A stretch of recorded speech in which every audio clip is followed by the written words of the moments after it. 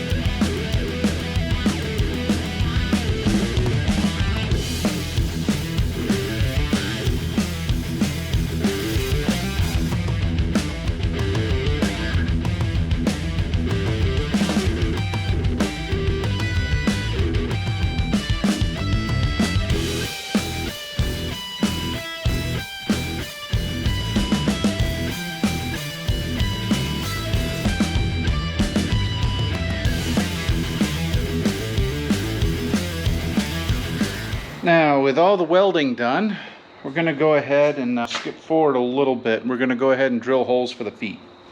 Originally, this didn't come with feet, but being the redneck that I am, I made some. It's just some old skid plating that I formed in the hydraulic press, a couple nuts, and some carriage bolts. So we have better adjustability than just setting it on the ground. Now, I'm going to use the original holes. Originally I was going to the inside holes, but if you see, hope you can see, there's nothing there. Not to mention, going to the outside holes will be a little bit better because it'll distribute the weight further to the edge. And we're going to be trying something different too. We're going to be using a uni bit. Don't know how well it'll work. Haven't used these before, so worst case scenario, doesn't work.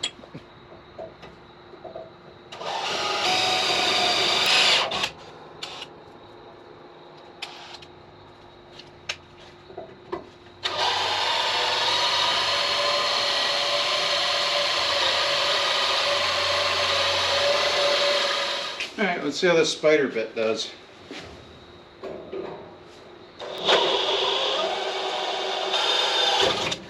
Oh, that worked much better.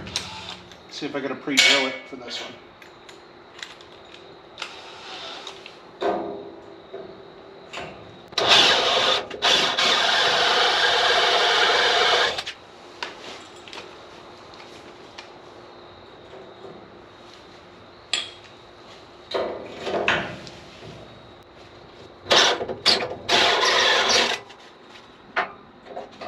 Close.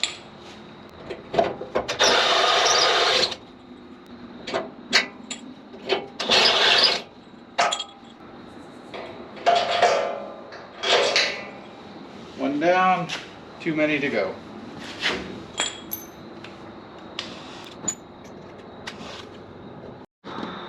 Well, I got all the holes drilled for the feet. It only cost me one drill bit. I wrote the company. Before I close out this video, I'll recommend whether or not to get those bits or not. We'll give them a couple days. It'll take me a couple days anyways. I've done as much as I can on the track for now. I have to get the mill head off and out of the way so that I can flip the track up and do some further welding on it. All the bunks are welded in, all the holes are drilled. I still have to do a couple more cross holes for the clamp, for the log clamp, but we should be set now to complete this. I just got to get that heavy bastard out of the way. Let me go ahead, get the tractor going, because I'm not going to manhandle that up on there like I did last time. That was a pain in the...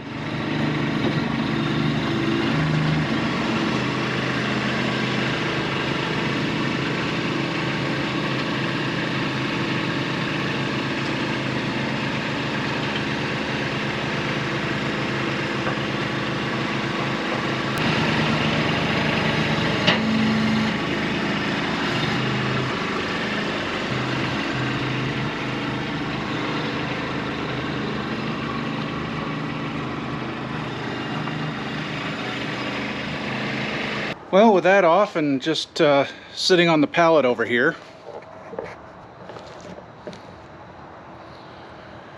we're set to go ahead and try to flip this monstrosity over. She looks a little bigger now.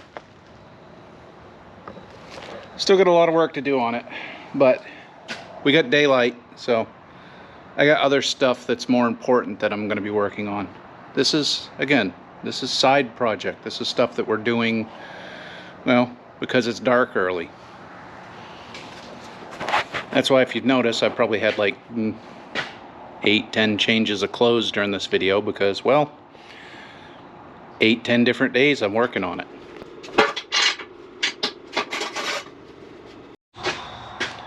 Alright, so at this point I need to flip the track over. The reason I'm flipping the track over is because I want to weld the underside as well to help keep the beams where they're supposed to be, because I only got them cross welded right now, so I want to weld along the inside seam. This should be fun and heavy. Like this area here, I want to clean up all this so I can get a good weld on it. Ain't gonna happen with a wire wheel, although we might break one out. But now it's back to the grinder of death to go ahead and clean this off. If you're wondering why a grinder of death, those things are the most dangerous tool I use.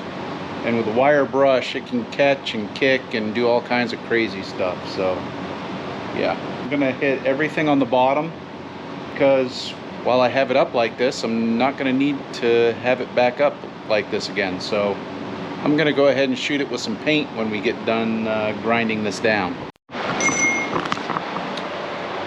Well, with the bottom all painted, I think we're pretty much done for the night. You can see what the bottom's going to look like, because, well, no one's going to see that ever again with a little luck. I did put the paint on extra heavy. Is what it is. But I think at this point we're going to go ahead and let it sit overnight. I'll come out tomorrow, check it. If it looks good, then we'll continue. If it doesn't, then, well, I'll probably shoot it with a second coat anyways. Then just give it the day to go ahead and cure.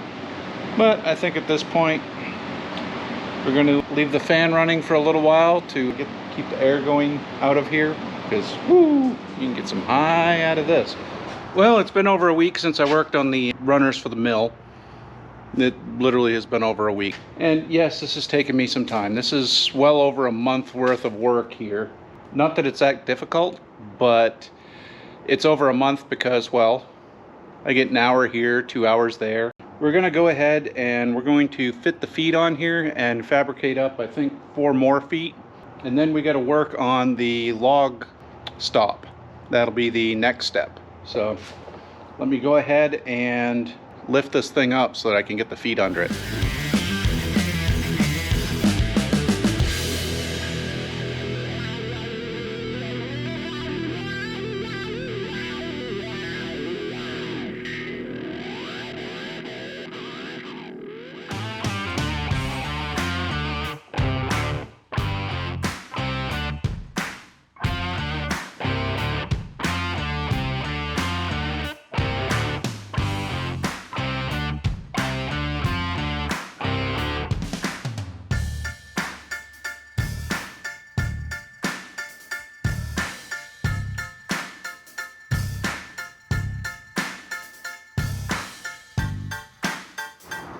So to make the feet, I basically have this chunk. That's actually the, was it the belly skid, I think it was? Maybe the transfer case skid. Yeah, it's a transfer case skid plate from a 2010 Wrangler. Project Cheap Jeep. That's what it came off of, because we put much better skid plates under it. So I didn't need this. What we're going to do is we're going to use a 2.5-inch hole saw, and we're going to cut out 4 plugs to make our feet. That's the first step. I'm not going to record it because, well, if you don't know how to use a hole saw, I'm sure there's a better channel to show you how to do that. But as far as why we're using a 2.5-inch, it was the biggest one I had without going to the, what is that, 3-4 inch? Well, I have one hole saw that's bigger. That one. So, yeah. What is that? It's 114 millimeter, 4.5-inch. Yeah. We don't need 4.5-inch feet under this. Probably could go to 3-inch, but the 2.5 is just fine. But let me go ahead and drill these out. I am using the drill this time. Last time I used the drill press. We might end up on the drill press.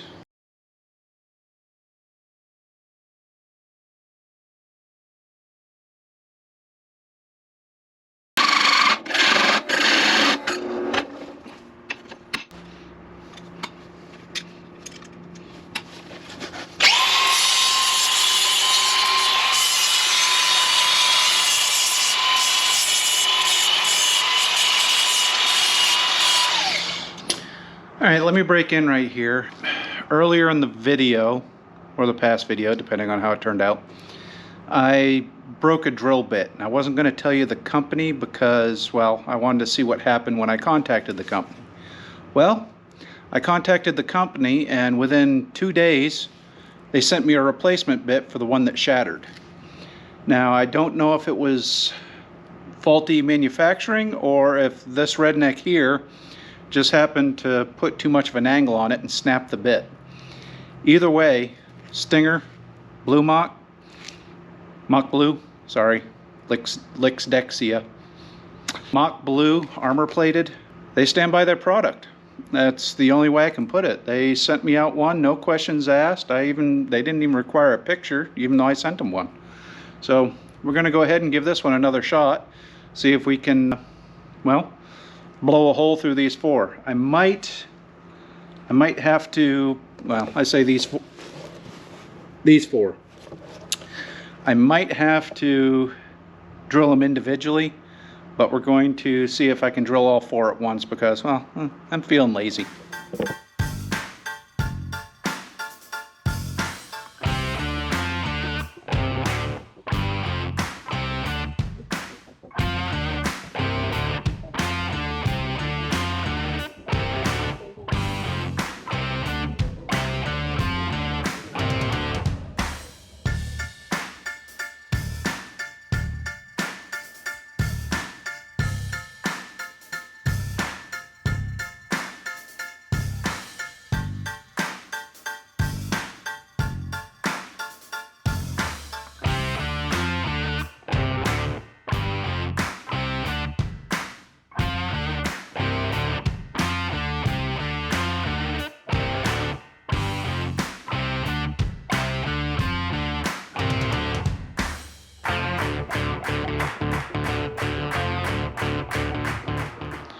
All right, I'm going to show you the setup here in a second. This is going to be a 2-part setup to set the bolt.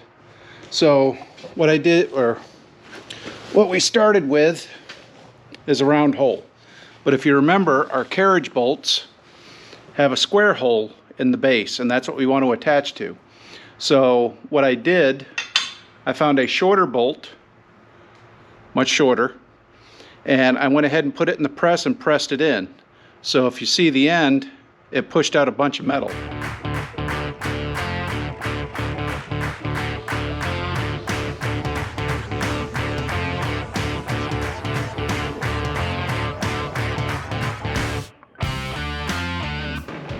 So now we have a square hole using the bolt.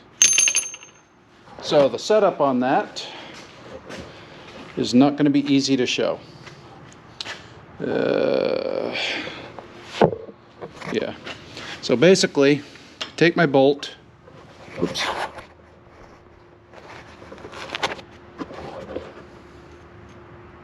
take my bolt, put my plate through it. Sorry, I'm doing this one-handed. You notice there's a nice gap there. You then set it on the washer to help support that round head. We take a socket, flip it over, line it up as best we can, as square as we can.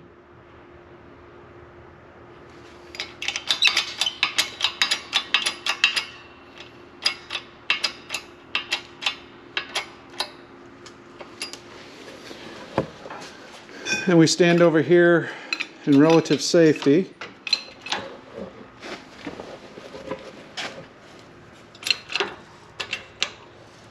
Basically force it right onto it.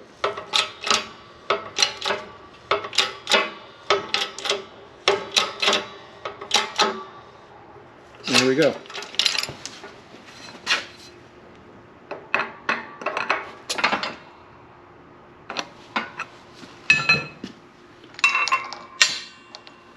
We got another square hole. Square hole. For reference, this isn't a fancy press. This is just a manual hydraulic press from Harbor Freight. I've had this for years. I've done a lot of, well, see me do this, questionable stuff. So I guess at this point I should say, don't try this at home. And if you do it at your own risk. Alright, it shouldn't be any surprise at this point. This bolt is all kinds of marred up. So, into the scrap bin it goes. But it's only a couple cents and we'll recycle it, so no big deal. Now for assembly of this, let me pull some nuts off this. You're going to need 3 nuts. So we're going to go ahead, slide this bolt in, make sure it's cradled in there. And we're going to thread this the whole way down.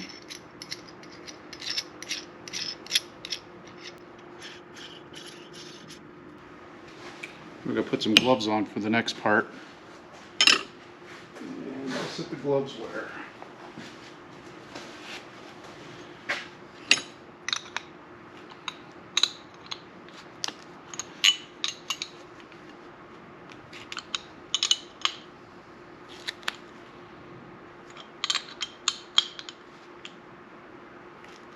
There, all locked in. Now we need another bolt. We don't actually need the bolt, but because I was buying these in bulk, and because nut bins are what they are, I went ahead and threaded all my nuts onto my bolts and threw my washers on there, so I knew I had all the ones of the right size. So to install, just thread that down there, washer, slide it up through, washer on the other side, nut on the other side. Kind of like this.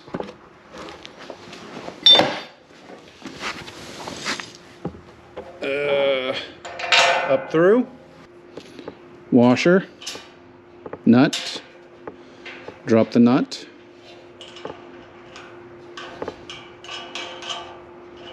now for now I'm just doing it that far because I don't know what I'm going to be ultimately.